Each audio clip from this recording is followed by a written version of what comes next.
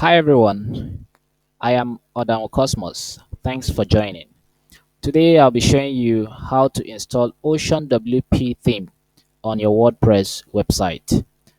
Please like and subscribe to my channel before we start the video. In my previous video, I talked about how to install a WordPress website. So in this video, we're talking about how to install Oceanwp theme on this website in order for it to look colorful. All we need to do is to log into our dashboard back end. This is our back end, and then you go to appearance. Under appearance, click on theme,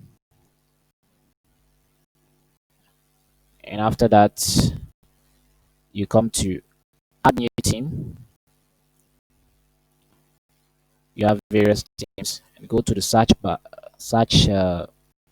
click on Ocean WP, then enter. As you can see, we have our theme. Now click on install.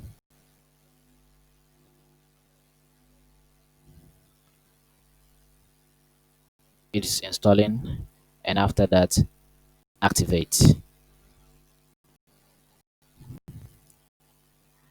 So as you can see, we have our theme activated in our website.